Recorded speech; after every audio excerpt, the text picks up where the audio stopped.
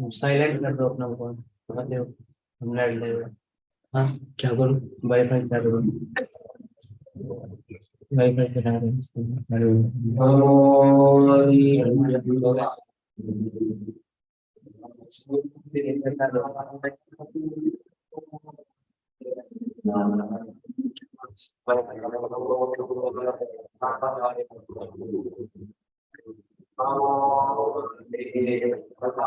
Line in नहीं हुआ मेरा, वो लाइन इन नहीं हुआ।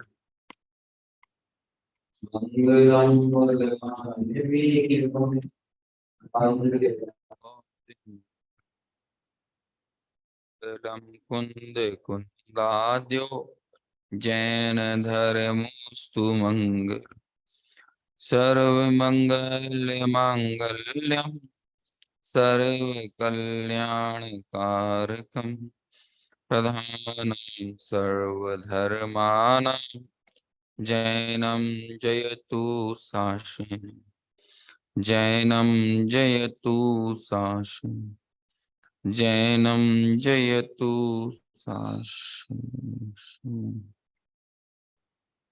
आपने आप में आपको वर लिया, चेतना को स्वयं मैं प्रकट कर लिया।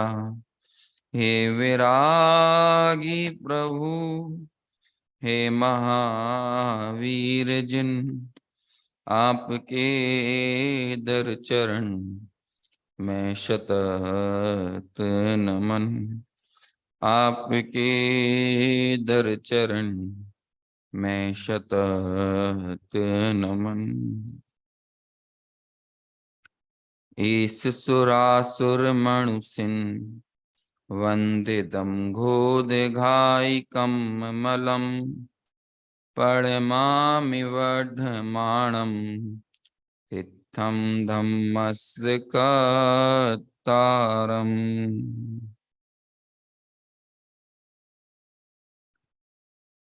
प्रवचन सार ग्रंथादिराज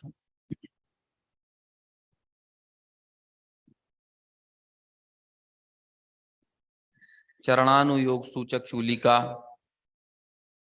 जिसका अंतर अधिकार मोक्ष मार्ग प्रज्ञापन और इस चरणानुयोग सूचक चूलिका के मोक्ष मार्ग प्रज्ञापन अंतर अधिकार की ग्रंथ ले लीजिए। आज मेरा काम थोड़ा आसान हो जाएगा। जितने लोग ले सकें, है ना, जितने ग्रंथों की उपलब्धता हो। नहीं चलाई, वो उल्टा रिफ्लेक्शन मारती है भी।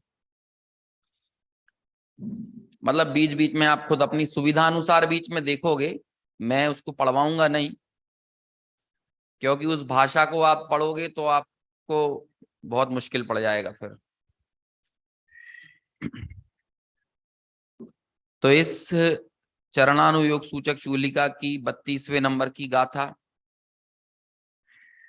प्रवचन सार ग्रंथ की 232 नंबर की गाथा और मोक्ष मार्ग प्रज्ञापन अधिकार की पहले नंबर की गाथा, ये तीन गाथाएं नहीं है, गाथा एक ही है, लेकिन जब हम उसे अंतर अधिकार में देखते हैं तो वो पहले नंबर की है उस अधिकार में, जब चरणानुयोग सूचक चूलिका में देखते हैं तो 32वें नंबर की है, और पूरे प्रवचन सार को मिलाकर देखते हैं तो 232वें नंबर की है। पहले एक बार गाथा पढ़ लेते हैं। यदि आपने ग्रंथ निकाला होगा तो पेज नंबर 451 पुरानी प्रति में, नई प्रति में थोड़ा बहुत आगे पीछे होगा। 462 52, यहाँ तो एक आगे गाथा जो है पढ़ते हैं। ए यज्ञ गदो समणो ए गमणे छिदस अथेसु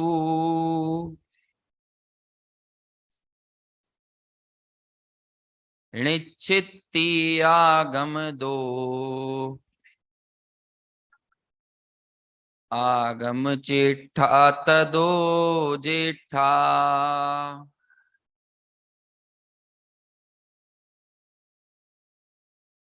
श्रवण एकाग्रता को प्राप्त होता है।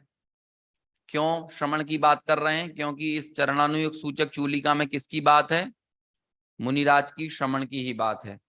और इसकी उत्थानिका में कहा कि मुनिराज कहो या श्रामण्य कहो या एकाग्रता कहो, है ना, या मोक्ष मार्ग कहो, तीनों का एक ही के पर्यायवाची है ना। इसकी भूमिका में उत्थानिका में ये बात आई है। एकाग्रता अपर नाम है जिसका, या एकाग्रता लक्षण है जिसका, ऐसे श्रामण्य, है ना। और उसी को क्या कहा कि वो श्रामण्य रूप वही मोक्ष मार्ग। तो अल्टीमेटली श्रामण्य ही मोक्ष मार्ग है और मोक्ष मार्ग ही एकाग्रता है, या श्रामण्य ही एकाग्रता है। और फिर गाथा में इसी बात की पुष्टि कैसे करते हैं कि श्रवण जो है वो एकाग्रता को प्राप्त है। ये अपन सब पुराना विषय भी रिपीट कर रहे हैं, है ना, जो अभी पिछले 3 दिनों में चला है। थोड़ा सा उसको सरल करके चलाया था, लेकिन अपन को यहां पर बने रहना है। एकाग्रता को प्राप्त श्रवण है, और वो एकाग्रता होती कैसे है? अब देखो इसमें सब चीजें लगा लेना। जब मैं बोल रहा हूं कि एकाग्रता को प्राप्त श्रवण है, मतलब एकाग्रता ही मोक्ष मार्ग है। समझ में आया? बिना एकाग्रता के कोई मोक्ष मार्ग नहीं है। अब जब मोक्ष मार्ग बोला जा रहा है तो आपको बाय डिफॉल्ट परंपरा से वो सूत्र भी ले लेना चाहिए। मोक्ष मार्ग किसे कहते हैं? सम्यक दर्शन ज्ञान चारित्राणी मोक्ष मार्ग, है ना। मेरे लिए आज बहुत कठिन काम है ना, क्योंकि सोचिए, आगम चेष्टा तदो जेठा, आगम की चेष्टा ही ज्येष्ठ है। इस बात को बताने के लिए आचार्य देव दृषि, ज्ञप्ति और वृत्ति, इन तीनों की एकाग्रता जरूरी है। और दृषि, ज्ञप्ति और वृत्ति का नाम ही दर्शन ज्ञान चारित्र है। और जब दर्शन ज्ञान, देखो सब चीजों को बिल्कुल कान में एकदम क्षयोपम में रखे जाना। जो मैं बोलता जाऊं आप आगे भूलते जाओगे तो कुछ नहीं आएगा। सब एक दूसरे से जुड़ी हुई कड़ियां हैं। मैं टीका को क्रम से पढ़ूंगा तो समय बहुत लगेगा और एक एक चीज को समझाना कठिन पड़ेगा। तो पहले मैंने वो टीका को अपने दिमाग में रखा है और उस हिसाब से फिर मैं अब यहाँ प्ररूपण कर रहा हूं। मतलब मेरे लिए तो अभी इतना था, अभी थोड़ा हम टहलने गए तो मुझे ये लगा कि एक बार मैं पहले से टीका देख लूं, है ना, क्योंकि वो पहले पूरे दिमाग में उसकी इमेज क्लियर हो जाए, तब जाके उसको बताया जा सकता है। और अभी इवन मंगलाचरण करते समय भी वो टीका दिमाग में घूम रही थी, तो मैं मंगलम भगवान वीरों के बाद मुझे ये याद नहीं रहा कि मैंने बोल लिया है या यही फिर से बोलना है। मतलब मुंह से तो वो निकल रहा था लेकिन दिमाग में वो चल रहा था, है ना।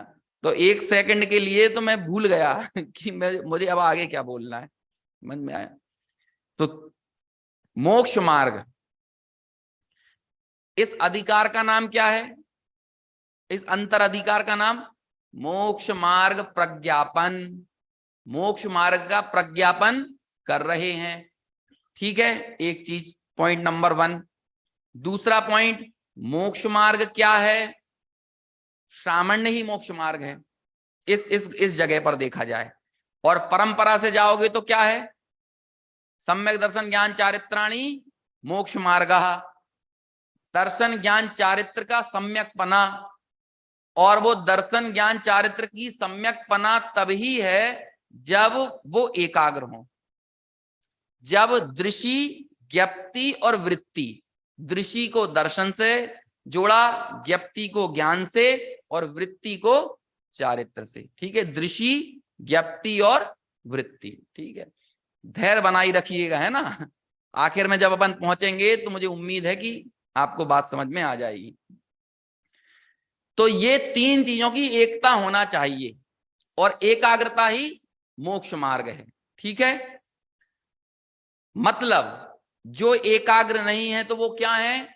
व्यग्र हैं। है ना। उनके जीवन में क्या है, व्यग्रता है। और व्यग्रता क्यों है, क्योंकि दृष्टि, ज्ञप्ति और वृत्ति, इन तीनों की एक रूपता या एकाग्रता नहीं है, इसलिए वो क्या है, क्या है, वो व्यग्र है। ठीक है, तो जो व्यग्र है वो कैसा हो गया, जो व्यग्र है वो क्या हुआ, वो संसार मार्ग हो गया। और जो मोक्ष मार्ग है वो क्या हुआ, जो एकाग्रता है वो मोक्ष मार्ग हुआ। एकाग्रता मोक्ष मार्ग है और व्यग्रता संसार मार्ग है ना।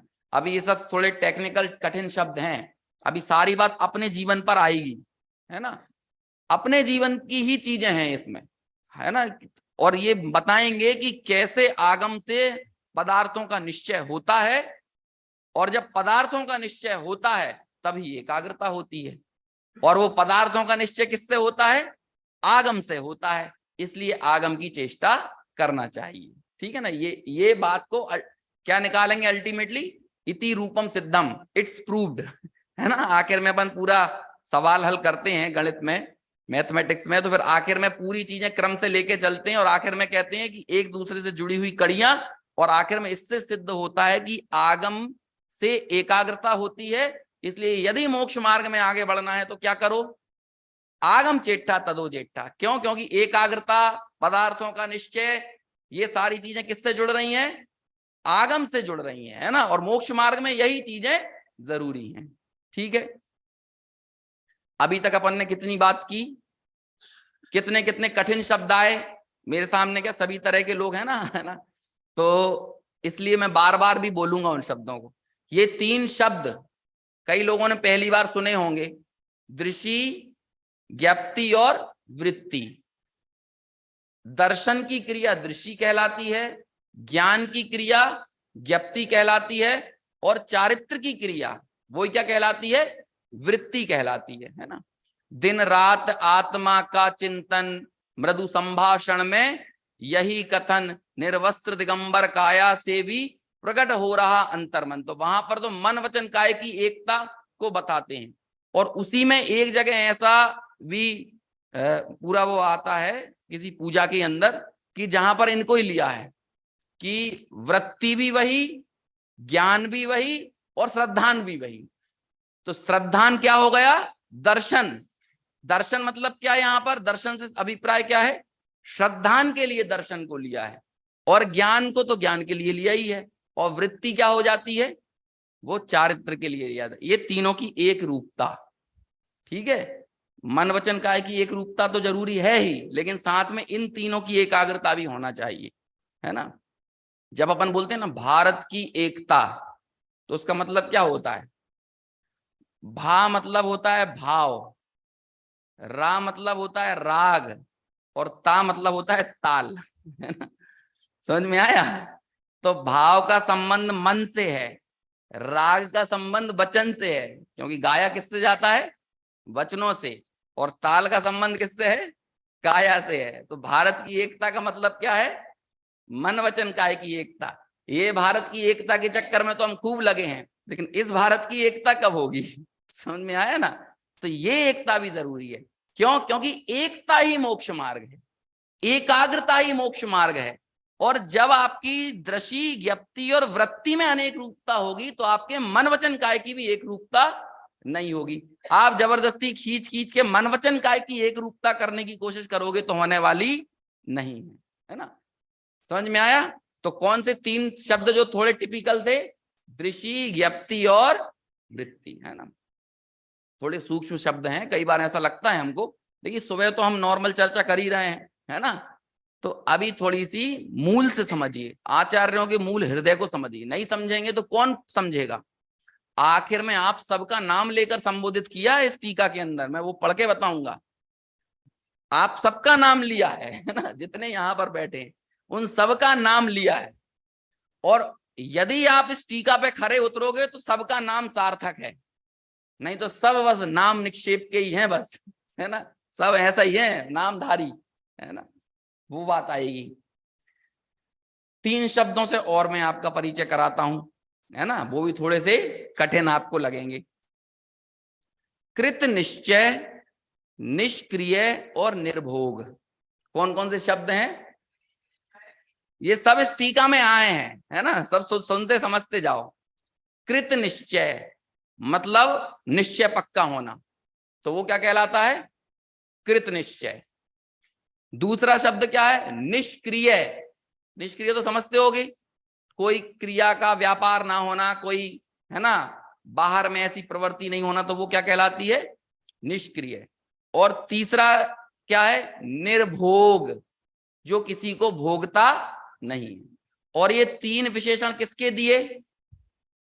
ये तीनों विशेषण दिए भगवान आत्मा के, आत्मा के विशेषण दिए। कौन कौन से विशेषण दिए? कृत निश्चय, निष्क्रिय और निर्भोग, तीन विशेषण याद हो गए? कृत निश्चय, निष्क्रिय और निर्भोग। ऐसा कौन है? आत्मा है। अब देखिए, कई बार आपने देखा होगा, हर चीज तक पहुंचने की एक पात्रता होती है, और यदि आपके अंदर वो पात्रता ना हो तो नो एंट्री। उस तक पहुंचने के लिए आपको कोई एंट्री मिलने वाली नहीं है, ठीक है ना। जैसे मान के चलिए, कई जगह ऐसा बन जाता है नियम कि भाई आप 18 वर्ष के ऊपर हो तो आप यहां पर प्रवेश करोगे। क्यों? क्योंकि अंदर का विषय 18 वर्ष के ऊपर का है, ठीक है। कई जगह कह देंगे यहां सिर्फ सफेद कपड़ों में ही प्रवेश हो सकता है। क्यों? क्योंकि अंदर का परिवेश पूरा धवल, स्वच्छ, श्वेत इस रूप है, तो वहां पर वस्त्रों का आभूषण पहनना ओढ़ना कैसा होगा? सफेद होगा। लौकिक में ये एक हम पात्रता बना देते हैं ना, ऐसा ऐसा होना चाहिए। 12वीं में आपको प्रवेश करना है तो आपको क्या करना पड़ेगा? 10वीं 11वीं, है ना, ये करके आपको आगे जाना पड़ेगा। यदि आपको इंजीनियरिंग करने जाना है तो क्या होगा? चूंकि इंजीनियरिंग में फिजिक्स, केमिस्ट्री आपको ये पढ़ना है, तो आपका पहले बैकग्राउंड भी क्या होना चाहिए? जिनने फिजिक्स केमिस्ट्री किया हो वो इंजीनियरिंग करने जाएंगे। हर चीज के लिए है ये व्यवस्था। जहां आप प्रवेश करने जा रहे हो उसके लिए आपको उस अनुरूप होना पड़ेगा। अब हम सब लोगों को कहां जाना है? अरे मोक्ष नहीं जाना है, वो तो पर्याय का नाम है ना ठीक है, मोक्ष जाने वालों को कभी मोक्ष नहीं होगा समझ में आया ना? समझ में आया? हम सबको किसे पाना है? हम सबको एक तरह से देखा जाए, जब हम थर्ड पर्सन में बात ना करें तो खुद को पाना है, और थर्ड पर्सन में बात करें तो आत्मा को पाना है, ठीक है। किसे पाना है? आत्मा को। अल्टीमेटली सब यहीं इसीलिए बैठे हैं ना, और कोई प्रयोजन तो नहीं है, ठीक है।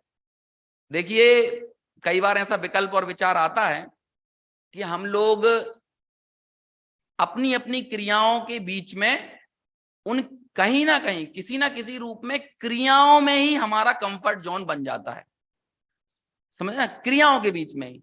लेकिन वो क्रिया में हमारा गंतव्य नहीं है।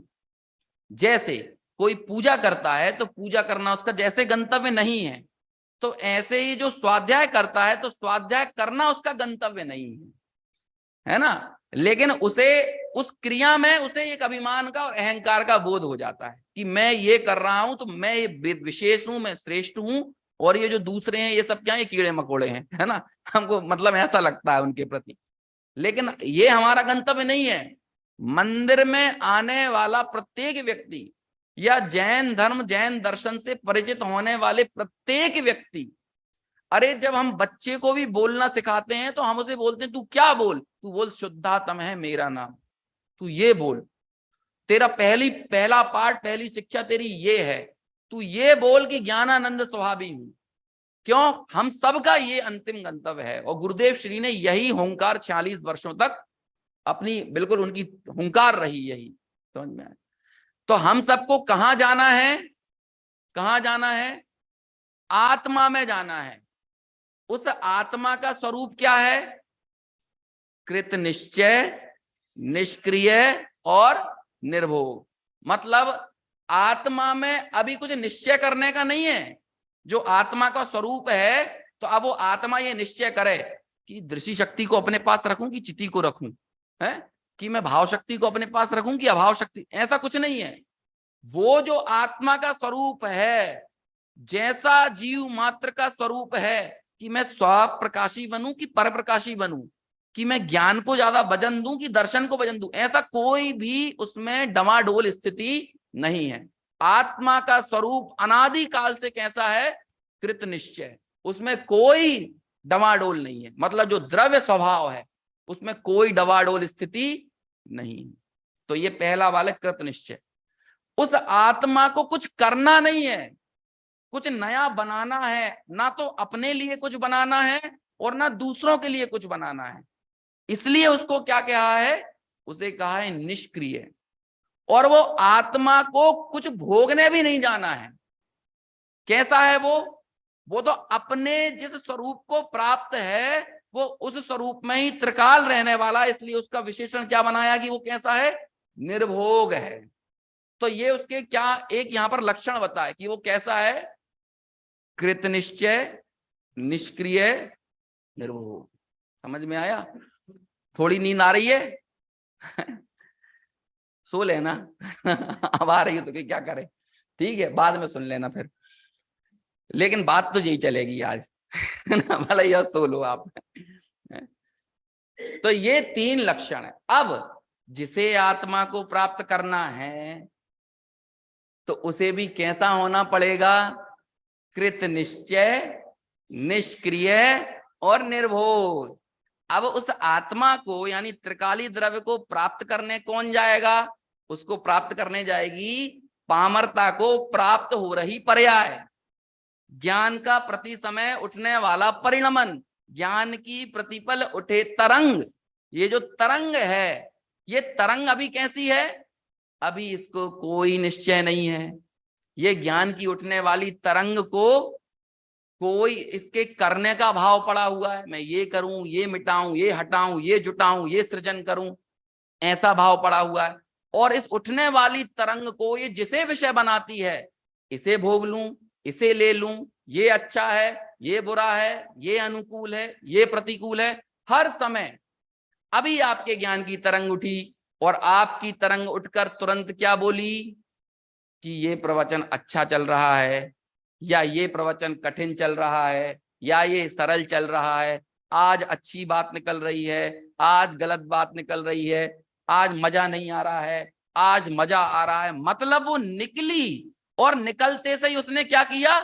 भोगने के भाव से ग्रसित रही। लेकिन अब इस पर्याय को पाना किसको है? किसे पाना है? उस त्रिकाली द्रव्य स्वभाव को। तो वो द्रव्य स्वभाव कैसा है? कृत निश्चय, निष्क्रिय और निर्भोग। अब ये जो पर्याय है, अब ये पर्याय जिसका कोई ठिकाना नहीं है।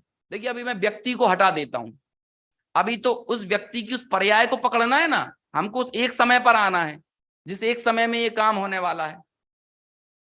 और वो एक समय का काम करने वाली कौन होगी? वो होगी वो पर्याय। वो एक समय का काम, वो जो प्रति समय उठने वाली जो पर्याय की तरंग है। समझ में आया? किसको नींद आ रही है? आ तो नहीं रही ना? है? लगता है भाई, है ना, थोड़ा ऐसा विकल्प रहता है कि जो बात मैं कहना चाहता हूं वो आपके हृदय में बैठे, है ना। तो कोई ऐसी पर्याय है जिस पर्याय जो उठने वाली तरंगी वाली पर्याय, अभी वो कैसी है? वो कुछ करने के भाव से ग्रसित है, भोगने के भाव से ग्रसित है और संशय में डूबी हुई है, डवाडोल है। और उन पर्यायों का जखीरा जीते जागते हम क्योंकि उन पर्यायों को पीकर बैठे हैं ना हम, है ना। तो वो पर्याय को, वो एक तो त्रिकाली द्रव्य पीकर बैठा हुआ है और एक इन डवाडोल पर्यायों का समूह हम। तो हम भी कैसे हो गए? वो वास्तव में काम करेगी वो एक पर्याय, एक समय की पर्याय काम समय करेगा, वो ज्ञान का एक समय का परिणमन। लेकिन वो ज्ञान के परिणमन की निरंतर वर्तने वाली संतति, जिसमें ये हमारी पूरी प्राप्त पर्याय, जिसमें ये हमारी पूरी असमान जाति पर्याय, जिसमें हम मनुष्य, त्रियंच, स्त्री, पुरुष जो भी हैं, ये सब क्या है? उन पर्यायों की संतति के प्रवाह रूप पूरा एक समूह, एक जखीरा हम। तो हम भी कैसे? हम भी डवाडोल, हम भी भोगने की इच्छा से ग्रसित, हम भी करने की इच्छा से ग्रसित। ये तीनों चीज हमारे अंदर है। और इन तीनों चीजों के मूल में क्या है? निश्चय, क्या कहते हैं, पदार्थों का निश्चय नहीं होना। क्या है इसके बीच में मूल कारण, क्यों है, क्यों डमाडोल है? जैसे मैं पहली बार कलकत्ता आया और मुझे मार्केट में छोड़ दिया गया, और अब मैं मार्केट में जाके क्या, इस दुकान में घुसूं कि इस दुकान में घुसूं, ये सस्ता देती है कि वो सस्ता देता है, कहाँ जाऊं, इस गली में जाऊं उस गली में जाऊं, यहां ज्यादा अच्छा मिलेगा कि वहां ज्यादा अच्छा मिलेगा, ये मेरा डवाडोलपना कब तक रहेगा, कब तक रहेगा? और तभी क्या हुआ कि अमित जी का फोन आता है, कहाँ हो? मैं कह रहे यहाँ है इस मार्केट में, हम ये खरीदने के लिए आए हैं। तो कहाँ हो? अरे इस बाजार में है। तो क्या कर रहे हो? कुछ नहीं, डवाडोल है, यहाँ जाए कि यहाँ जाए। अरे आप हमसे तो बोलते, क्या करना है? अरे वो उस गली में जाओ, उस दुकान पे चले जाओ, ज्यादा सोचना नहीं है, वहां चले जाओ, बस आंख मूंद के। समझ में आया? इन्होंने ऐसा क्यों बोल दिया? क्यों? क्योंकि इन्हें पदार्थों का निश्चय था। अब देखो, इन्होंने मेरे को तन्मय होने के लिए बोला एक दुकान में, एकाग्र होने के लिए बोला एक दुकान में, लेकिन इन्हें उसी समय निश्चय पूरे मार्केट का था, उन्हें निश्चय पूरे कलकत्ता का था, उन्हें निश्चय सारी दुकानों का था, उन्हें सस्ते देने वाले का भी था, महंगा देने वाले का भी था, अच्छा देने वाले का भी था, बुरा देने वाले का भी था, अपने का भी था और पराये का भी था। निश्चय उन्हें सबका था। डवाडोल कौन हुआ? कौन हुआ? जिसको निश्चय नहीं था। तो आत्मा का स्वरूप क्या है? कृत निश्चय। तो पर्याय को भी क्या होना पड़ेगा? कृत निश्चय। समझ में आ गई इतनी बात? कृत निश्चय होना पड़ेगा। अब दूसरा विशेषण निष्क्रिय। पहले इन पंक्तियों को पढ़ दूं, निष्क्रिय वाली पंक्तियों को इधर से थोड़ा सुन लो, आचार्यों के शब्द सुनो पहले, है ना, फिर अपन उसको अपनी भाषा में बताएंगे। पहले कृत निश्चय क्यों नहीं है, डवाडोल क्यों है, वो वाली पंक्ति भी आप सुनो। कदाचित, पेज नंबर है 453 मेरे वाले इस ग्रंथ में, और सबसे ऊपर से हिंदी पढ़ रहा हूं मैं, है ना, सबसे ऊपर से। पदार्थों के निश्चय के बिना एकाग्रता सिद्ध नहीं होती, क्योंकि जिसे पदार्थों का निश्चय नहीं है। अब यहां से वो तीनों पॉइंटों को लेके लिख रहे हैं। पहले नंबर का पॉइंट जो कृत निश्चय के अगेंस्ट है, पहले देख लो, आत्मा कैसा है? कृत निश्चय, निष्क्रिय, निर्भोग। उधर दूसरी तरफ जाओ तो ये पर्याय कैसी है? कैसी है? या पर्याय को बोला जाए, या फिर क्या कहते हैं, उन पर्यायों का पूरा जो ये जीता जागता जखीरा आसमान जाति पर्याय वाला मनुष्य त्रियंज जो भी है, वो कैसा है? वो कैसा है? पहले नंबर पे उसको लिखा चंचल है। निश्चय वाला नहीं होने का अगेंस्ट क्या होता है? चंचल या तरल बोलते हैं। दूसरे नंबर पर उसको लिखा है कि वो दूसरा कैसा? क्षुब्ध है। दूसरे नंबर है निष्क्रिय के उल्टा क्या लिखा? क्षुब्ध है। और तीसरा क्या है? निर्भोग। तो निर्भोग का उल्टा लिखा अस्थिर है। ठीक है, तो ये तीनों चीजें क्यों है वो पढ़ रहा हूं अभी। ठीक है, वो जो पर्याय है वो कैसी है? देखो, आत्मा कैसा है? कृत निश्चय, निष्क्रिय, निर्भोग। ये जो पर्याय है जिसे वो काम करना है वो कैसी है? चंचल, क्षुब्ध। दूसरे नंबर पे क्या है? क्षुब्ध। और तीसरे नंबर पर क्या है? अस्थिर। ठीक है ना। अभी पहले नंबर वाला पढ़ रहा हूं, चंचल क्यों है, जिसको मैंने अभी अपने शब्दों में बता दिया है। अभी अगले पे जाना है, फिर भी सुनो।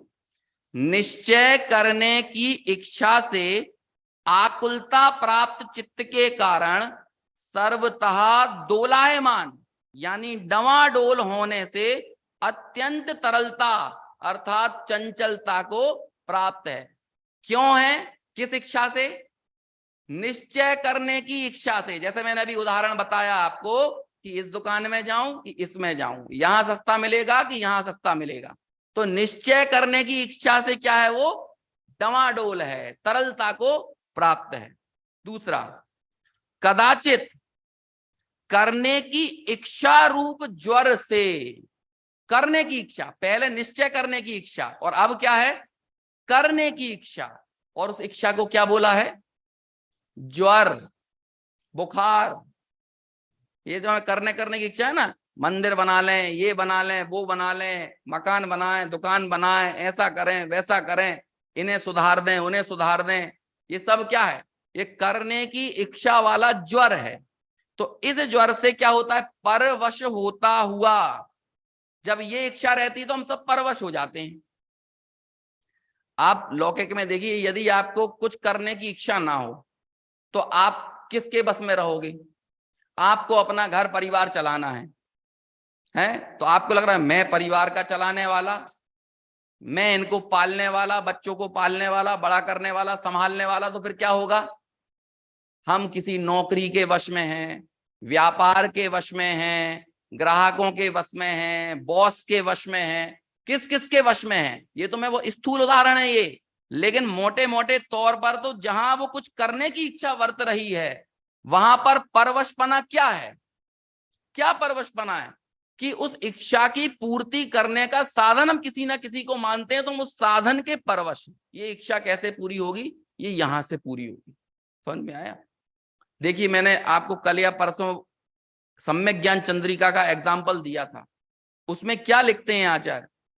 इस सम्यक ज्ञान चंद्रिका की टीका को पूरा करने के बाद पंडित टोडरमल जी लिखते हैं कि यहां इस ग्रंथ के पूरा करने रूप आकुलता से कृत कृत्य होने पर हम सुखी हुए। मतलब ग्रंथ करने की इच्छा भी उन्हें कैसी लग रही थी?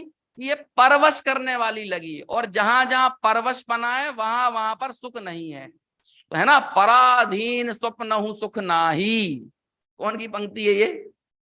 तुलसीदास जी की पंक्ति है कि पराधीनता में, स्वप्न में भी सुख नहीं है।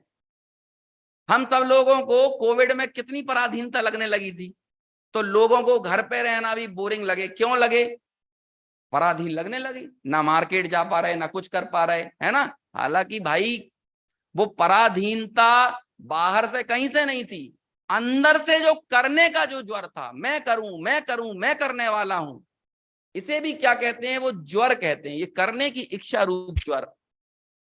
जैसे मान के चलो, आप लोग जब 7 से 8 बजे तक मंदिर के लिए निकलते हो तो आपको सिर्फ इतना रहता है कि मंदिर पहुंचना है, लेकिन किसी की कोई आकुलता नहीं होती है।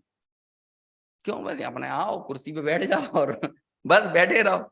लेकिन वो 7 से 8 बजे तक मैं आकुलता में जलता रहता हूं। समझ में आया? क्यों? क्यों आकुलता है? अरे बोलना है, व्याख्यान करना है, चर्चा करना है, समझाना है। तो ये जो करने की इच्छा रूप परवश मना है वो बड़ा भयंकर है। कई बार क्या होता है कि बैक टू बैक 2 प्रवचन रखते हैं, 2 विद्वान फंस जाएं तो फिर क्या होता है? मैं कोशिश करता हूं कि मेरा पहला प्रवचन रखूं, है ना? क्यों?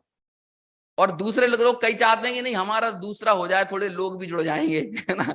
अब मैं कहता हूं मेरा पहला कर दो। क्यों? क्योंकि यदि हमारा दूसरा होगा तो हम पहला नहीं सुन पाएंगे। क्योंकि वो करने की इच्छा से परवश होते हुए वो उतनी समय हमें हमारी आकुलता हमें सताते रहेगी। और जब एक बार अपन निपट गए, अब शांति से सुनो भाई, है ना? अब कोई टेंशन नहीं। मतलब ये मैं मोटे मोटे उदाहरण दे रहा हूं। जहां आप करने की इच्छा से परवश हुए तो समझ लो कि वहां पर बहुत आग की भट्टी है। आग की भट्टी है। यदि आप छोटे से छोटे काम का अपने ऊपर थोड़ा सा हेडेक ले लो, आपको लगेगा कि पता नहीं कितना बड़ा नरक आ गए। नरक यही है, ऐसा लगेगा आपको, और कुछ नहीं है। यही है आकुलता जो है, वही नरक है। समझ में आया? तो ये कहते हैं करने की इच्छा रूप ज्वर से परवश होता हुआ क्या करता है? अब देखो कितना बड़ा शब्द लिख दिया।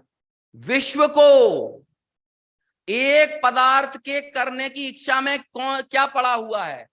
पूरे विश्व को, पूरे विश्व को स्वयं सर्जन करने की इच्छा करता है। करने की इच्छा, एक पदार्थ के करने की इच्छा में ये पड़ा है कि पूरे विश्व को करना चाहता है। तब गुरुदेव श्री बोलते थे कि एक पर्याय में फेरफार करना मतलब 6 द्रव्यों में पूरी विश्व व्यवस्था में फेरफार करने का परिणाम है। ये यहां से ये बात आती है कि एक इतने से काम को, एक सीख हिलाने की इच्छा है ना, थोड़ा पानी जल्दी गिर जाए, थोड़ा, है ना, बारिश बाद में हो, थोड़े दुकान में आज ज्यादा व्यापार हो जाए, आज प्रवचन समय पे शुरू हो जाए, आज मैं ऐसा कर लूं, ये कर लूं। एक जरा सी इच्छा, ये क्या है? पूरे विश्व के सृजन करने की इच्छा है इसके भीतर। ये यहां लिख रहा है, विश्व को, विश्व का सृजन करने की इच्छा है। हम विश्व के निर्माता बनने की चेष्टा कर रहे हैं, विश्व के कर्ता होने की चेष्टा कर रहे हैं। समझ रहे हैं ना? पिद्दी बराबर आदमी है ना, और लेकिन इच्छा क्या रखता है? वो तंदुल मत्स्य का सुना है ना, अंगुल प्रमाण जरा सा होता है, लेकिन सोचता क्या है? सारा समंदर खा जाऊं, सारे समुद्र का पानी पी जाऊं।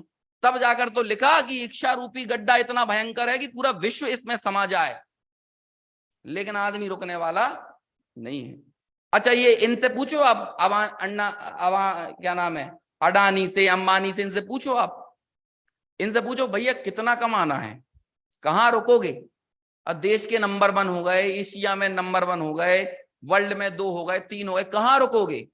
वो नहीं रुकेंगे, कहीं रुकने वाले नहीं है। समझ में? कोई कहीं रुकने वाला नहीं है। ये सब हमारा झूठ है। जब हम बोलते हैं कि हम इतना कर लें, इतना कर लें, ऐसा हो जाए, कोई रुकने वाला नहीं है। एक शब्द आपने बहुत सुना होगा, और इतना सुना होगा कि आपको उसका मायने ही नहीं पता है उसका अर्थ ही चला गया है। वो है मृग तृष्णा। कौन सा शब्द है? मृग तृष्णा। क्या मतलब होता है इसका? रेत में हिरण दौड़ रहा है ना, ये मतलब होता है।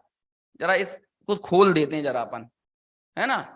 क्या आपको लगता है कि जब हिरण रेत में दौड़ता है तो सिर्फ वो दुखी दुखी होता है, या उसको कहीं तो लगता है अब तो लाइफ सेटल्ड है ना? कहीं तो उसको ये लगता होगा कि नहीं। अरे जब वो भागता है तो उसे रेत को पानी समझकर जब वो दौड़ा, और जब वो किसी स्थान तक पहुंच गया तो क्या होगा? वो अब वो पानी और दूर नजर आने लगेगा, तो उसे क्या लगता है? थोड़ा पानी के नजदीक तो आया, बस अब आने ही वाला है, बस अब पानी आने ही वाला है, बस अब पानी आने ही वाला है। और वो कब तक दौड़ेगा? कब तक दौड़ेगा वो? कभी रुकेगा? अरे जब तक मर नहीं जाएगा तब तक दौड़ेगा, आखिरी सांस तक दौड़ेगा वो, है ना। उसे यही लगेगा बस अब आने ही वाला है, सुख आ ही तो गया, सुख आ ही तो गया, पानी आ ही तो गया, पानी आ ही तो गया। अब हिरण को हटाओ, है ना, अब अपने को लेके आओ समझ में है? बस एक बार ये 10th क्लियर हो जाए फिर तो मजे ही मजे हैं। जहां 10वीं पास करी तो ये 6-6, 7-7, 8-8, 10-10 विषय पढ़ने की टेंशन खत्म। फिर तो बस मैथ लो, साइंस लो, बायो लो, कॉमर्स लो, आर्ट्स लो, बस एक सब्जेक्ट, मजा, मजा ही मजा है। फिर तो याद करो अपनी 10वीं 10th याद करो। जब वो हो गई तो क्या करोगे? अब एक बार ये 12th और हो जाए फिर तो कॉलेज में तो ऐसी ऐसे हैं, देखते तो हैं हम टीवी पे, कितने मजे ही मजे चल रहे हैं। फिर तो कोई, है ना, बस एक बार ये 12वीं और पास कर लूं, वो भी हो ही जाएगी, कॉलेज में आ गए। फिर क्या लगेगा? थोड़ा 2-4 महीने थोड़ा सा रास लीला रचाई, रंग रलियां मनाई, और उसके बाद तुरंत लगेगा कि एक बार ये कॉलेज क्लियर हो और उसके बाद बस कैंपस सिलेक्शन हो जाए, जॉब लगे, नौकरी लगे, धन पैसा कमाने लायक बनूं तो जिंदगी एकदम सेटल्ड है, बस मैं आ ही गया, बस अब तो सुख आ ही गया, बस ये नजदीक देखो मैं सुख के कितने करीब आ गया हूं। आ ही जाएगा, नौकरी भी लग जाएगी, कोई की छोटी पैकेज की लगेगी, किसी की बड़े की लगेगी, कुछ ना कुछ लगी जाएगी, है ना। कम कमाएगा, ज्यादा कमाएगा, कमा लेगा वो। फिर क्या होगा? बस अब नौकरी तो है ही, बस शादी और हो जाए फिर तो लाइफ सेटल्ड है। समझ में आया ना? इतनी सी और चीज बची है, फिर क्या टेंशन है? उसके बाद है हम दो हमारे दो, छोटा परिवार सुखी परिवार समझ में आया? बस इतना और हो जाए फिर तो एकदम वेल सेटल्ड, एक आइडियल सिटीजन की तरह मैं एकदम, क्या कहें, छाती चौड़ी करके बिल्कुल मैं घूमूंगा, फिर तो मैं ही हूं बस। क्या होगा फिर? हो ही जाएंगे, एक होगा किसी का 2 होंगे। अब क्या हुआ? लाइफ बस आ ही गया सुख, अब एकदम लाइफ सेट है। अब क्या करोगे? अब बच्चों की 10वीं, बच्चों की 12वीं, बच्चों का कॉलेज, बच्चों की शादी, बच्चों के बच्चे, और वो भी निपट गए फिर कुछ नहीं। अब अभी भी कर्ता भोक्ता की मान्यता दिमाग में पड़ी हुई है, अभी भी क्या करेगा? कुछ नहीं, रात में घर की चौकीदारी करेगा, है ना, और देखेगा कि मैं ना हूं तो घर का कोई ख्याल रखने वाला नहीं है, ये बच्चे हिसाब किताब लगाने वाले नहीं है। कब तक दौड़ेगा, कब तक दौड़ेगा? जब तक मर नहीं जाएगा। अब जब मृग तृष्णा सुनो ना, तो किसी को हिरण दौड़ता हुआ नहीं दिखना चाहिए।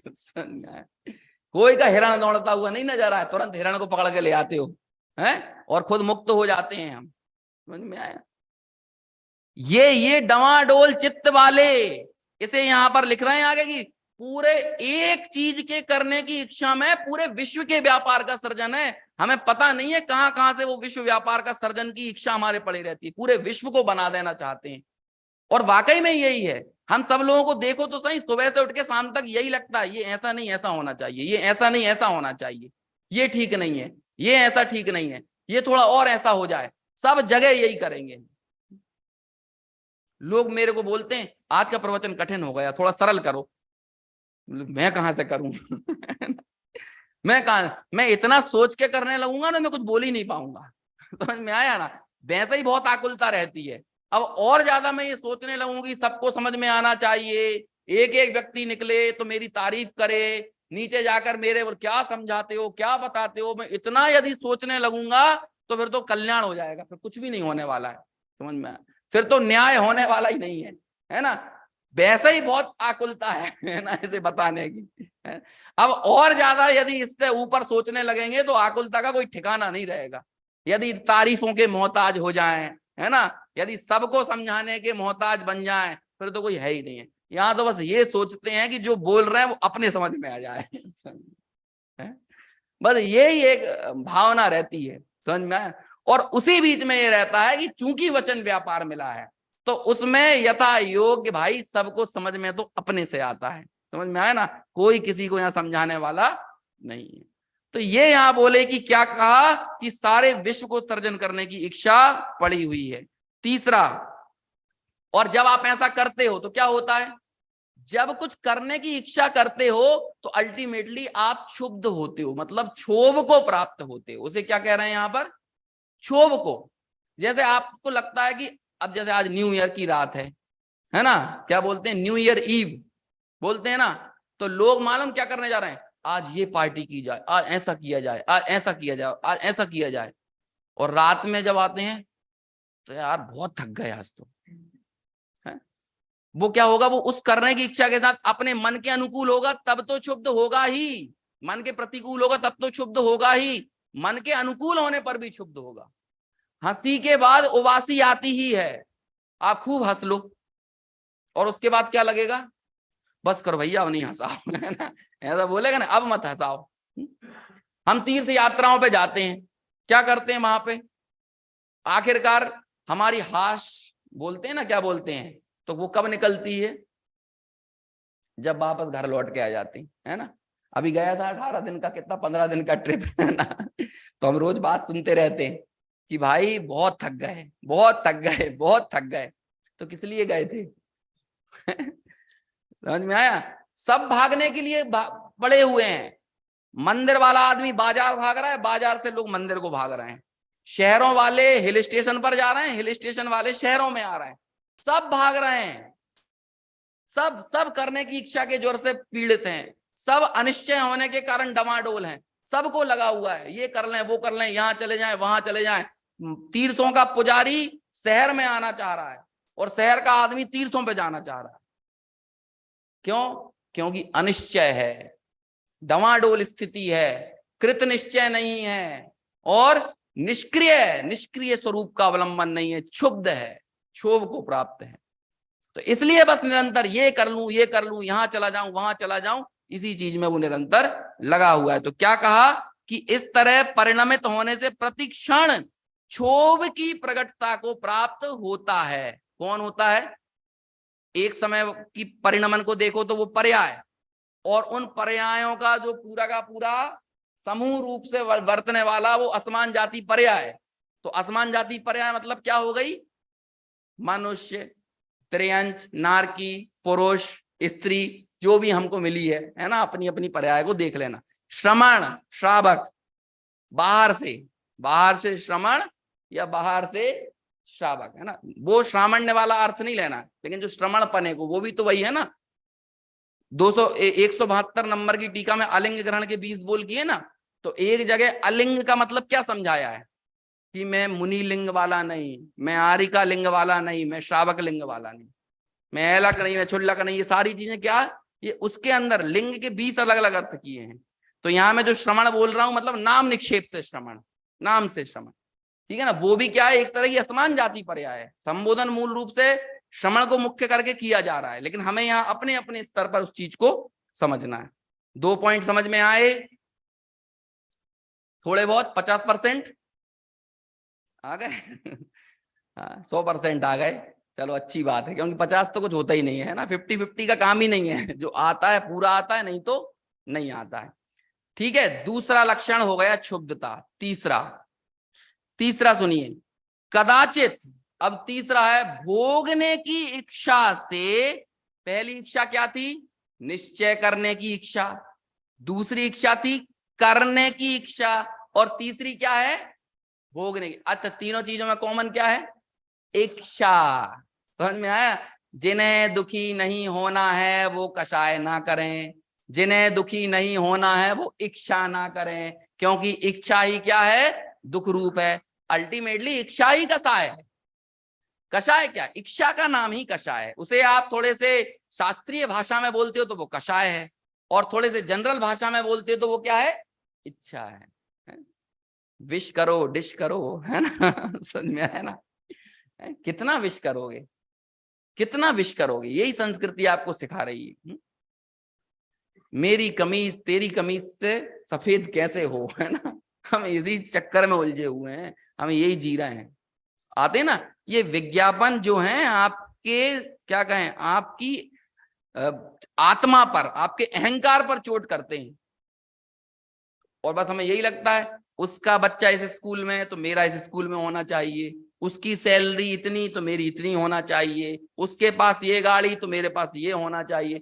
यदि हम सबको जंगलों में भेज दिया जाए ना, तो हम सब की लड़ाई इन गाड़ी बंगलों के लिए नहीं होगी, है ना। तब तो हमें ये मिलेगा, मतलब जंगलों में लोगों को ऐसा ही भेज दिया जाए तो वहां हम जड़ी बूटियों के लिए लड़ेंगे, पत्तों के लिए लड़ने लगेंगे कि हमारे बदन पे पत्ता आ जाए, है ना। क्योंकि जोड़ने की तो इच्छा पड़ी है ना कुछ। इच्छाओं का भी क्या अंत है भैया। कोई को डाक टिकट जोड़ने की इच्छा है, कोई को सिक्के जोड़ने की इच्छा है।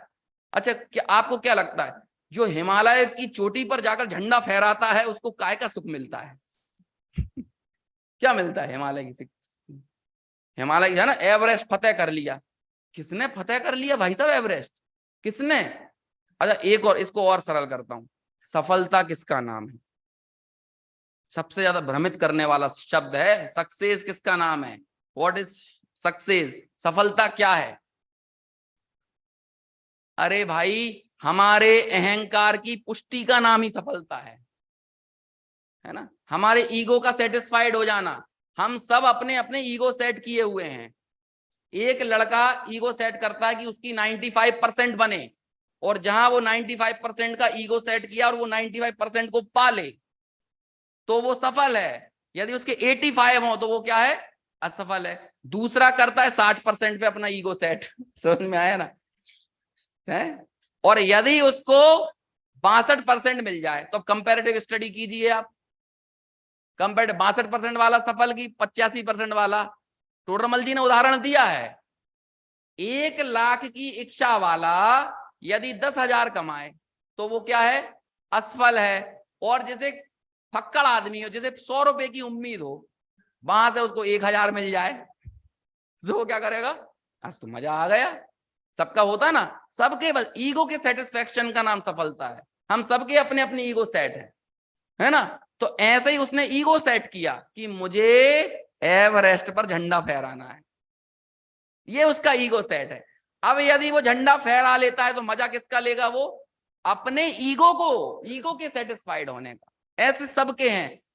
लोग कहते हैं ना बी एम्बिशियस, थोड़ा महत्वाकांक्षी बनो। हम इतने चतुर हो गए हैं कि बुरी चीजों को अच्छे नाम देकर बुरा काम करते हैं। अब कोई कहे कि थोड़ा लोभी बनो, तो हम में से कोई नहीं बनना चाहेगा। और वही कहे थोड़ा एम्बिशियस बनो, तो सब बनना चाहेंगे। अब भाई यदि आप दोनों को देखो भाई, लोभ किसे कहते हैं? रुपए का, पैसे का, पद का, प्रतिष्ठा का, रूप का, इन सब का करना ना, कि मेरा मान हो, सम्मान हो, मेरे पास बंगला हो, गाड़ी हो, रुपया हो, पैसा हो, ये सब क्या है? लोभ है कि क्या है? लेकिन अभी क्या कहेंगे? मेरा एम्बिशन है कि मेरे पास एक मर्सिडीज होना चाहिए। और क्या किया? ये होता है कि नहीं भाई साहब? चूहे मारने का जहर चूहे मारने की दवा कहकर बेचा जाता है। समझ में आया ना? है? अभी क्या की, अभी दुकान पे बोलोगे तो अच्छा नहीं लगना है, अरे चूहे जहर देना थोड़ा चूहे मारने का, तो वो क्या बोलेगा जाके? चूहे मारने की दवा दो। लेकिन वो दवा है कि जहर है? ऐसी आपका एम्बिशन जहर है कि दवा है? समझ में आया?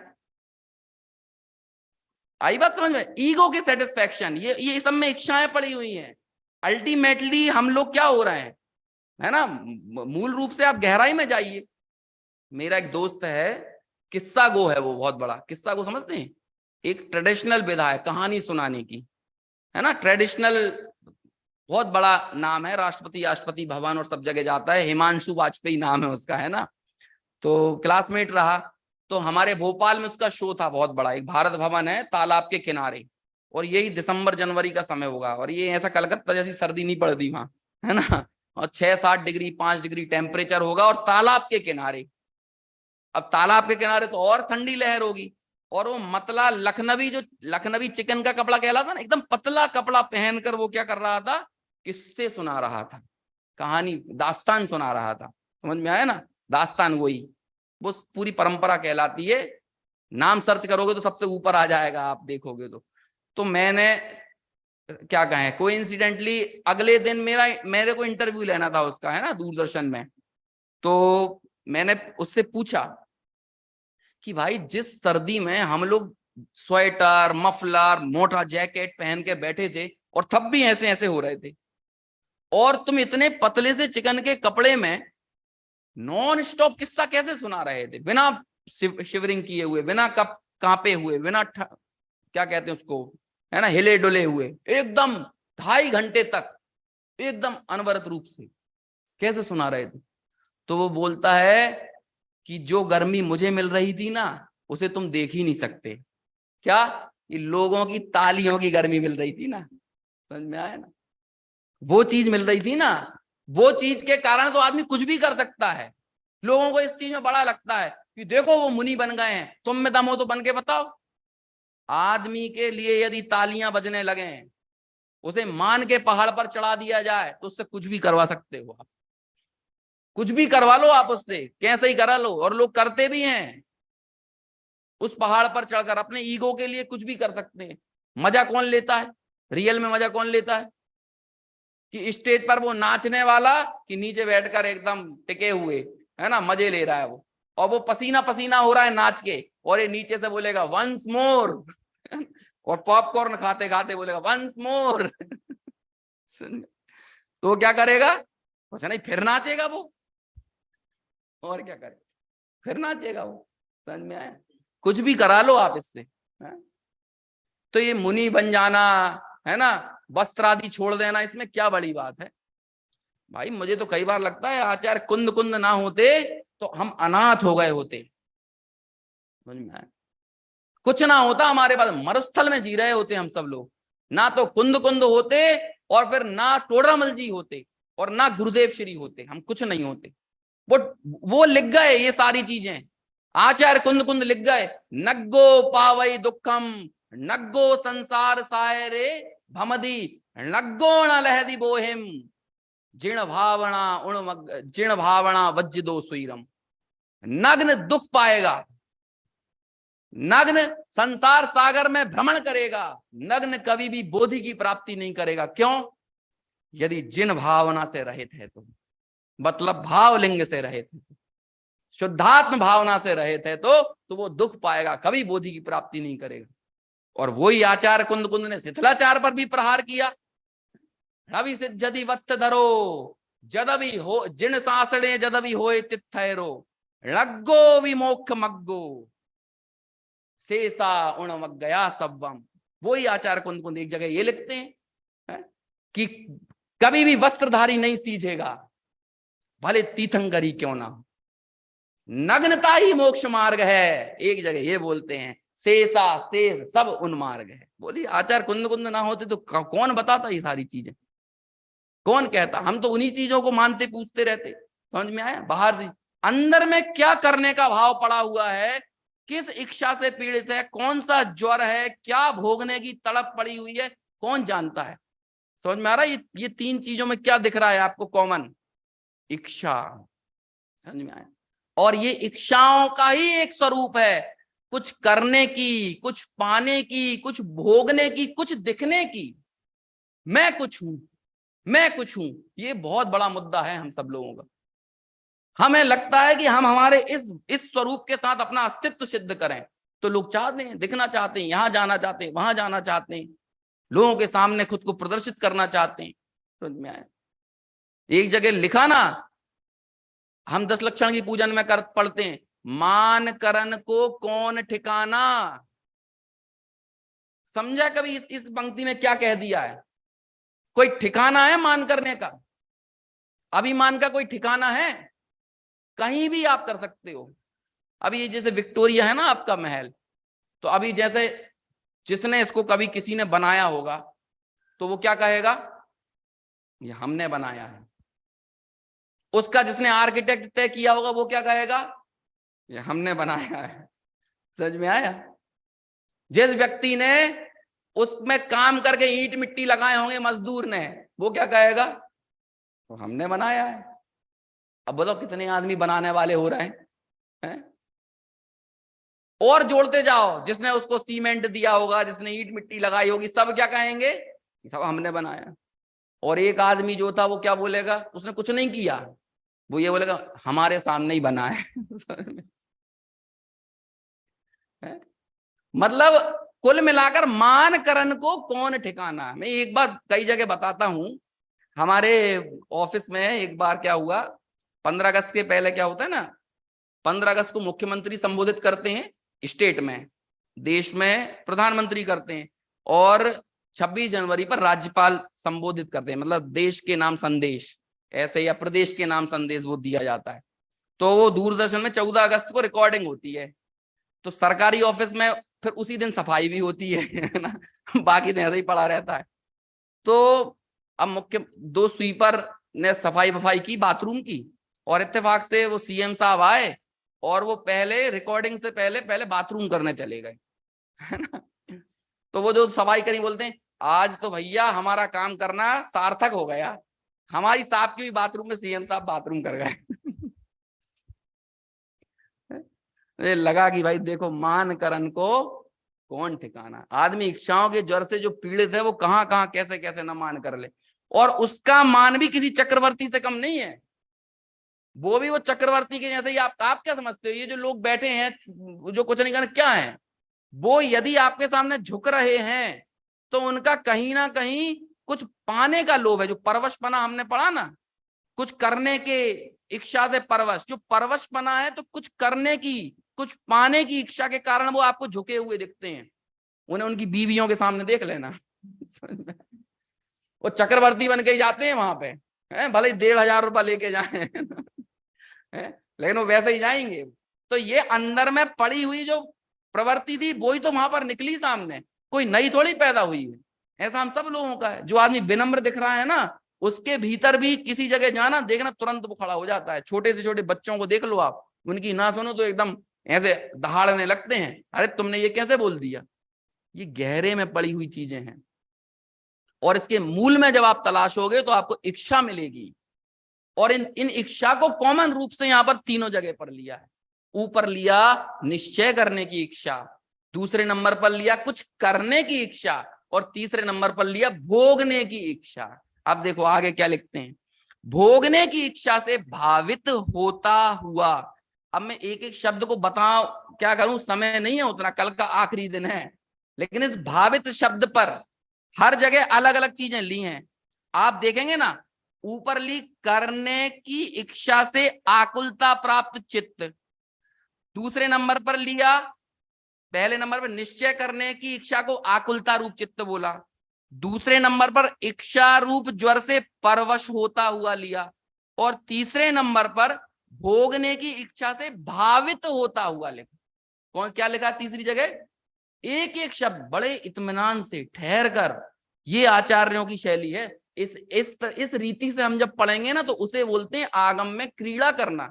आप खेल रहे हो, आप इंजॉय कर रहे हो एक एक चीज को, और आप समझ रहे हो, अपने अंदर की भूल से मिलान कर रहे हैं इस चीज का कि देखो तो क्या मेरे अंदर ऐसे मैं भोगने की इच्छा से भावित हूं कि नहीं।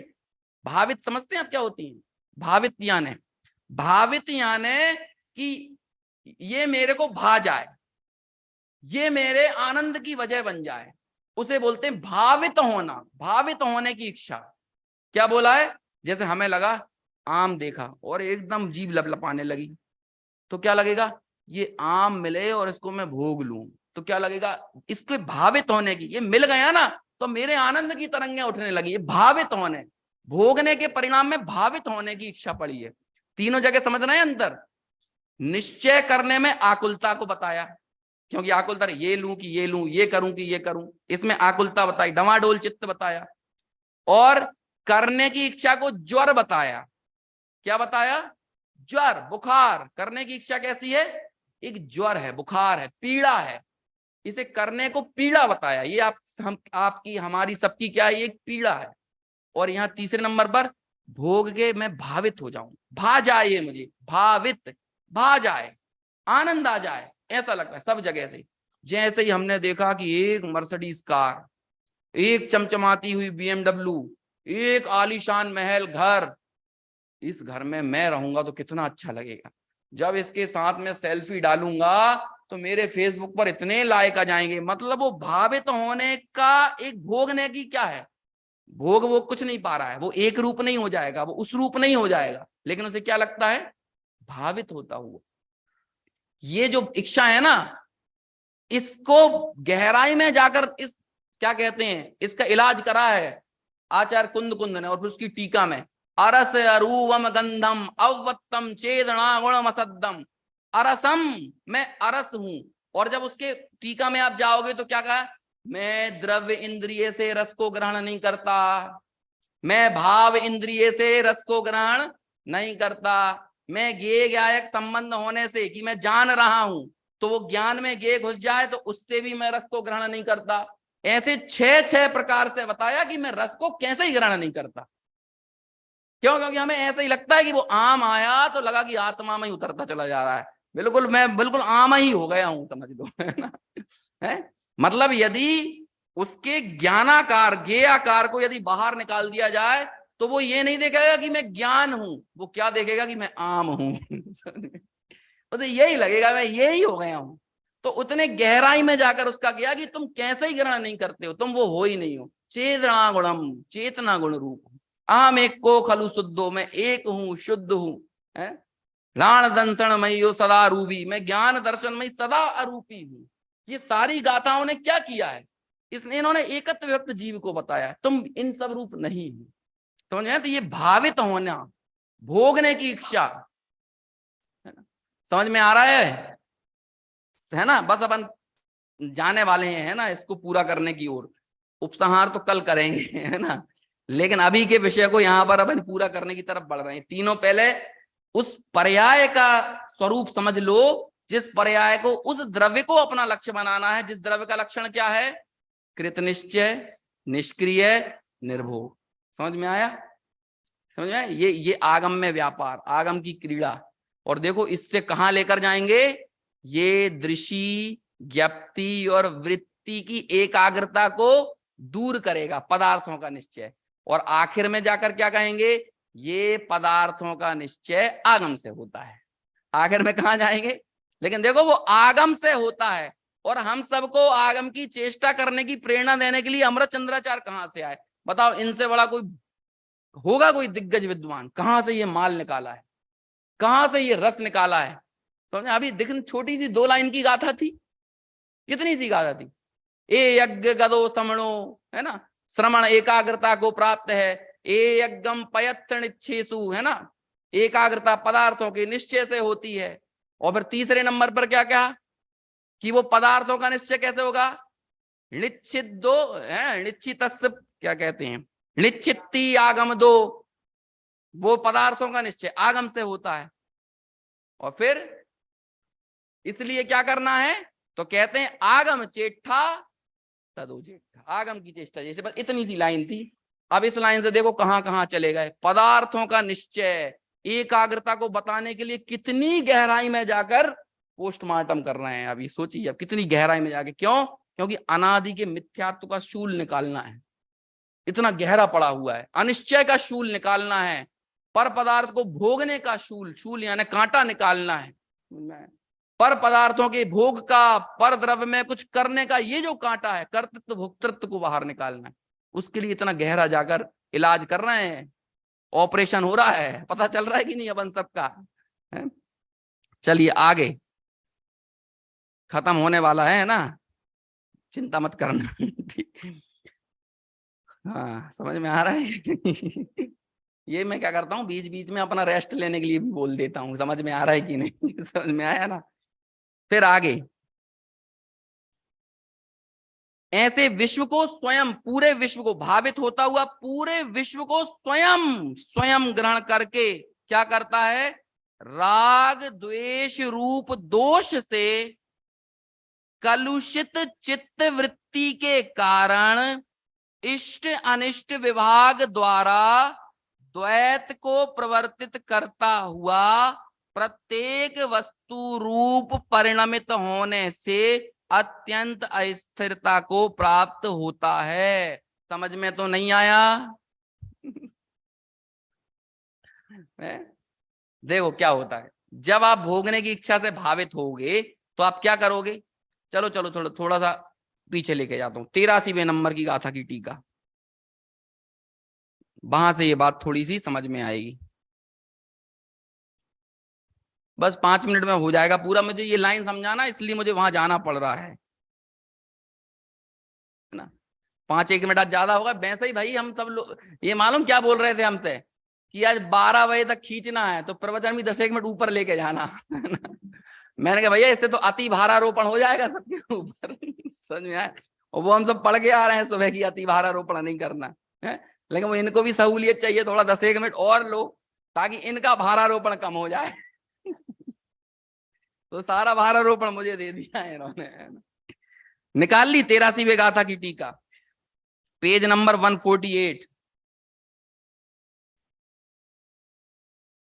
हाँ मैंने अतिरूढ़ दृढ़तर संस्कार की कल बात की थी ना, 4थे नंबर की लाइन, टीका में 4थे नंबर की लाइन। यहां पर देखो ये कौन सा शब्द आया है, यहां पर एक शब्द आया इष्ट अनिष्ट विभाग द्वारा द्वैत को प्रवर्तित करता हुआ। क्या करके, इष्ट अनिष्ट विभाग द्वारा द्वैत को, द्वैत, द्वैत यानी होता है दो भागों में बट जाना। कोई चीज ऐसी थी जो एक थी और वो बाद में क्या हुई, 2 भागों में बट गई, तो इसे बोलते हैं द्वैत। और क्या का द्वैत हुआ है, इष्ट अनिष्ट विभाग, इष्ट का और अनिष्ट का, इसे द्वैत बोला है। अब देखो, अब इस टीका को पढ़ोगे तो समझ में आएगा। अतिरूढ़ दृढ़तर संस्कार के कारण, 4थी लाइन में सबसे आखिरी शब्द से शुरू कर रहा हूं मैं। अतिरूढ़ दृढ़तर संस्कार के कारण पर द्रव्य को ही सदा ग्रहण करता हुआ, क्या करता है, संस्कार कैसे हैं, अतिरूढ़ मोह के संस्कार है ना, उसके कारण पर द्रव्य को सदा ही ग्रहण करता हुआ, पर द्रव्य को सदा ही ग्रहण करता हुआ, एक क्षण के लिए भी उसे लगता कि मैं पर द्रव्य को ग्रहण नहीं करता हूं, क्या लगेगा, मैं पर द्रव्य को ग्रहण कर रहा हूं। पर द्रव्य को ग्रहण करता हुआ दग्ध इंद्रियों की रुचि के वश से, दग्ध इंद्रियां मतलब जली हुई इंद्रियां। अब ये दग्ध इंद्रियों में मैं बात करने लगूं ना तो बहुत टाइम लगे। आप सबकी इंद्रियां जली हैं क्या, आंख में आग लगी है, कान में लगी है, मुंह में रसना में आग लगी है, यहां बोल रहे हैं कि सबकी इंद्रियां जली हुई हैं, सबकी इंद्रियां। क्यों, बहुत दिन से कोई अच्छी पिक्चर नहीं देखी, कोई अच्छा कुछ फिल्म दिखाओ तो ये क्या हो गया, ये जली हुई आंखें। बहुत दिन से कुछ स्पाइसी नहीं खाया, समोसा नहीं खाया, कचौड़ी नहीं खाया, वो रसगुल्ला नहीं खाया, ये नहीं खाया, कुछ अच्छा सा बनाओ, ये जली हुई रसना इंद्रिय है। समझ में आया। अभी मैं उधर भी नहीं जाऊँ भाई, मत ले जाओ, शब्द याद मत दिलाया करे। तो और जगह निकल जाएंगे। ये जली हुई इंद्रियां, दग्ध इंद्रियां, इन दग्ध इंद्रियों के वश से क्या करता है, अद्वैत में भी द्वैत करता है। अब जली हुई इंद्रियों के कारण पर को जब निरंतर ग्रहण कर रहा है तो अद्वैत में, अद्वैत यानी ज्ञान कैसा है, अद्वैत है, और ज्ञेय कैसे हैं, वो भी अद्वैत है। मतलब ज्ञान ज्ञान है, ज्ञेय है। ज्ञेय कैसा है, सारा जगत वो कैसा है, पूरे ज्ञेय कैसे हैं, ये कैसा है, ज्ञेय है, ये कैसा है, ज्ञेय है, पंखा कैसा है, ज्ञेय है, भगवान की मूर्ति कैसी है, ज्ञेय है, ओसामा बिन लादेन कैसा है, ज्ञेय है ना, अमेरिका कैसा है, ज्ञेय है, पाकिस्तान कैसा है, ज्ञेय है। तो ये सब क्या हो गया, ज्ञेय मतलब अद्वैत है। सब क्या है, सब क्या है, अद्वैत। जो भी आपको दिख रहा है, यदि आप भेद विज्ञानी के पास जाएंगे तो वो क्या करेगा, सब ज्ञेय है, सब ज्ञेय है। और ये क्या है, ज्ञान है, मतलब ये भी अद्वैत है। ये ज्ञान क्या है, अकेला ज्ञान है। और ज्ञेय कैसा है, देखो अज्ञानी भी जगत के दो विभाग करता है और ज्ञानी भी जगत के दो विभाग करता है। ज्ञानी का विभाग होता है स्व और पर, और अज्ञानी का विभाग होता है अच्छा और बुरा। समझ में आया? तो ये सारे पदार्थ क्या हैं, ज्ञेय हैं। लेकिन अब हम क्या करते हैं इन ज्ञेयों में, देखो आगे लिखा क्या करता है, रुचिकर अरुचिकर। क्या कर दिया, ये रुचिकर है, ये अरुचिकर है। आज अच्छा मौसम है, आज खराब मौसम है, ये हॉल अच्छा है, ये हॉल अच्छा नहीं है। तो ये क्या हो गया, रुचिकर अरुचिकर का विभाग। तो अब ये ज्ञेयों को कैसे बांट दिया दो भागों में, अच्छे और बुरे में। और ज्ञान को कैसे बांट दिया, तो आगे पढ़ो, आगे क्या लिखा, रुचिकर अरुचिकर विषयों में ज्ञान कैसा बढ़ गया, राग द्वेष। गे में कैसा बटा, ये रुचिकर ये अरुचिकर। और यहां क्या बांट दिया उसने, राग और द्वेष, इष्ट और अनिष्ट, इष्ट अनिष्ट की मिथ्या कल्पना, राग द्वेष का विधान विस्तार। अभी उन सब जगह पर चले जाएंगे, ये टोडरमल जी ने लिखे ना पॉइंट बना बनाकर, आगम में क्रीड़ा करो, क्रीड़ा समझे, ये क्रीड़ा होती है। एक एक चीज को बड़े इत्मीनान से 2000 वर्ष पहले अपनी क्या कहें प्रशम प्रज्ञा के साथ जब आचार्यों ने ये बात लिखी तो उन्हें मालूम था ये हंसी खेल नहीं है, ये सत्यनारायण की कथा नहीं है कि एक कथा सुना आदमी और हो गया काम है। ऐसे इतने विशुद्ध परिणामी जी बड़े दुर्लभ हैं इस काल में कि ऐसा हो जाए। और वो विशुद्ध परिणाम भी कैसे होंगे, आगम में चेष्टा करने से।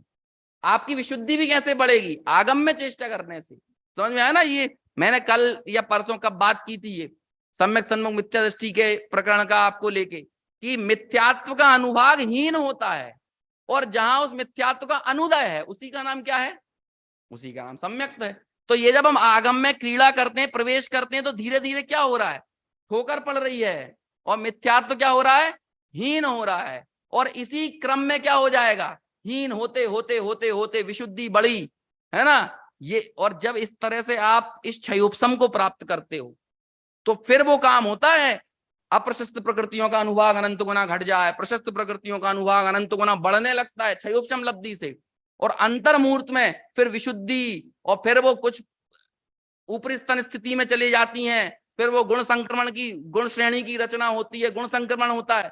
ये सब आपको करना नहीं है ना, ये तो आप अपने ज्ञान उपयोग को आप आगम में चेष्टा करोगे तो ये काम अपने आप होगा, क्योंकि आपकी बस की नहीं है ये करने की। यदि इतने डवाडोल होकर जाओगे ना, सम्यक किसी को बोल दिया जाए कि सम्यक दर्शन करने की टेक्निकल प्रोसेस को फॉलो करो, समझ में आया ना, एक आदमी ना कर पाएगा। वो प्रायोगिक लब्धि में स्थिति बंद, क्या कहते हैं, स्थिति कांडक घात होते हैं। एक स्थिति कांडक घात होता है तो 700-800 सागर की कर्मों की स्थिति घट जाती है, 700-800 एक स्थिति कांडक घात में। समझ में आया ना, ऐसे करके जब हजारों स्थिति कांडक घात होते हैं तो एक स्थिति बंधापसरण होता है। समझ में आया, और ऐसे 34 स्थानों का स्थिति बंधापसरण होता है। तो सोचो कि जब 34 बार स्थिति बंधापसरण होगा तो स्थिति कांडक घात कितनी बार हो जाएगा, और एक स्थिति कांडक घात में असंख्यात बार अनुभाग कांडक घात हो जाता है, और एक स्थिति कांडक घात का काल भी एक समय अंतर मुहूर्त। समझ में आया? स्थिति बंधापसरण का काल भी अंतर मुहूर्त, 34 स्थिति बंधापसरण का काल भी अंतर मुहूर्त, और 5 लब्धियों का काल भी अंतर मुहूर्त। अब आपको दे दिया जाए, खींचो खींचो 700 800 सागर, खींचो खींचो, कर्मों की स्थिति नीचे लेके आओ, अंतर मुहूर्त में सब करना है, इस कर्म को नीचे लेके आओ, अब इस प्रकृति का बंधापसरण करो, ये करो, दिमाग खराब हो जाएगा आपका। अभी हो रहा है कई लोगों का, तो सुन के हो रहा है कि नहीं ये काम, यदि आपको दे दिया जाए। अब सुनो, आप सब लोग पढ़ते हो ये चीज, क्षण भर निज रस को पी चेतन मिथ्यामल को धो देता है। वो जो मिथ्यामल धुलता है ना, वो ऐसा ही नहीं है, सैकड़ों सैकड़ों भवों का मिथ्यात्व, ऐसे चुटकियों में आदमी ज्ञान की श्रद्धा करता है, तत्व विचार भेद विज्ञान पूर्वक उस तरफ आगे बढ़ता है, तो ऐसे 700 800 सागरों का पृथकत्व सागर घटता जाता है, घटता जाता है 34 12। अरे गिनती नहीं है ये विशुद्धि, ये किसकी महिमा है? ये कर्म विचारे कौन, भूल मेरी अधिकाय। अपन बस पढ़ देते हैं, पढ़ दो, जब मजाक चल रहा है। कर्णानुयुग क्रिस्टल क्लियर करेगा आपको ये सारी चीजें, और बहुमान बढ़ेगा आत्मा का, पता चलेगा कि क्या है चैतन्य तत्व, कैसे खंड खंड कर देता है जगत की सारे दुखों को मिटा देता है। और आदमी इस तनाव में झूल रहा है कि कल उसको कौन सी सब्जी बनाना है, इसे ये नहीं मालूम है कि कल की इन चिंताओं में लगा है। लोगों की चिंताओं को सुनो तो ये सारी चीजें दिखती हैं। थोड़ा सा 10% सैलरी बढ़ जाए, 15% ये हो जाए, थोड़ा सा इस मकान में ये है, एक एसी खरीदना है, एक गाड़ी खरीदना है, एक ये करना है, एक स्क्रू बदलवाना है, नल सही करवाना है, इन सारी चिंताओं में आदमी परेशान घूम रहा है भाई साहब। अरे एक बार क्षण भर निज रस को, लोगों को ये लगता है कि पहले पुण्य का उदय आए, फिर मैं क्या करूंगा, फिर स्वाध्याय करूंगा। अरे स्वाध्याय से ही पुण्य का उदय आएगा, समझ में आया? स्वाध्याय से आएगा। क्यों? क्योंकि जहां आप तत्व विचार भेद विज्ञान में आगे बढ़ते हो, वहीं से अप्रशस्त प्रकृतियों का अनुभाग अनंत गुना घटने लगता है और प्रशस्त प्रकृतियों का अनंत गुना बढ़ने लगता है। ये आगम में क्रीड़ा करना भेद विज्ञान तत्व विचार का फल है। अरे भैया मुझे मत छेड़ो, कहाँ कहाँ निकल जाऊंगा मैं, है ना? मुझे तो अद्वैत और द्वैत को बताना था, आपका काम तो पूरा कर दिया मैंने 10 मिनट ज्यादा ले लिया है ना? आपका काम तो सही होगा। सचिन जी कहाँ गए 10-15 मिनट ज्यादा ले लेना है? इतना कठिन विषय को समझाते समझाते मैं 15 मिनट ज्यादा ले रहा हूँ। अति भारारोपण करने का बहुत दोष आएगा मेरे ऊपर, आपको तो सबको नचवाना है ज्ञान से भक्ति का मार्ग सरल होता है, ज्ञान का मार्ग कठिन होता है। मेरे को इतनी बड़ी जिम्मेदारी दे रखी है ये होता है अद्वैत से द्वैत, ये है अद्वैत में द्वैत। समझ में आ गया? ज्ञान को राग द्वेष में बांट दिया और ज्ञेयों को रुचिकर और अरुचिकर में बांटा। और ये क्यों बांटा? अब वापस लौटते हैं, बैक टू पवेलियन, है ना? वापस आ जाते हैं। राग द्वेष रूप दोष से कलुषित चित्त वृत्ति के कारण, चित्त की वृत्ति कैसी हो गई है? राग द्वेष से कलुषित हो गई है। इस चित्त वृत्ति के कारण इष्ट अनिष्ट विभाग द्वारा द्वैत को प्रवर्तित करता हुआ, द्वैत हो गया, द्वैत हो गया, करता हुआ प्रत्येक वस्तु रूप। अब देखो कितनी बड़ी बात कह दी। ऊपर कहा था पूरे संसार का सृजन करने का दोष, और यहां कह रहे हैं हर एक वस्तु रूप क्या कर रहा है? प्रत्येक वस्तु रूप परिणमित होने से। हम चाह रहे हैं ये हम माइक बन जाएं, हम चाह रहे हैं मोबाइल बन जाएं। ये चेतना यहां से निकली और कार में चली गई, मोबाइल में चली गई, बंगले में चली गई, पैसों में चली गई, रुपयों में, मान में, सम्मान में। क्या हुआ? जितनी वस्तुएं हैं उन सब में क्या होने की भावना है? ये परिणमित होने की, है ना? ऐसे क्या होता है? यदि एक रहता तो स्थिर होता, जब सब में परिणमित हो जाएगा तो क्या हो जाएगा? अस्थिरता को प्राप्त हो जाएगा। ये है पर्याय। कैसी है पर्याय? चंचल, क्षुब्ध, अस्थिर। होना क्या है? कृतनिश्चय, निष्क्रिय और निर्भोग।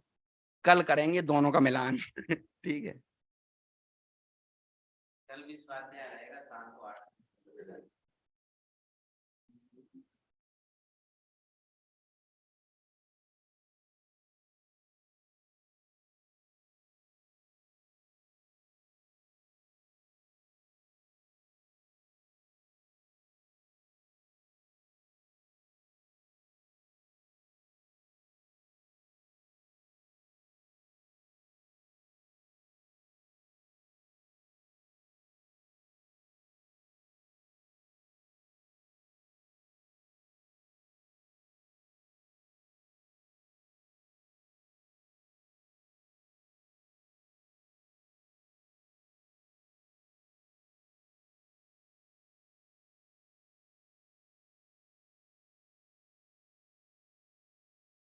एक्सटेंशन लाभ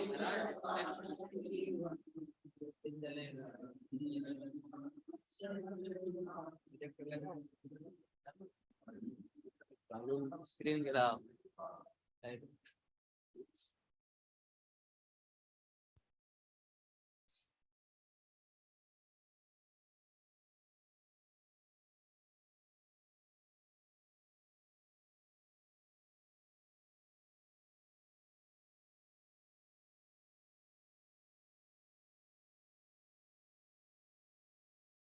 बोल सांग भाई जिनवाणी माते की जय हो।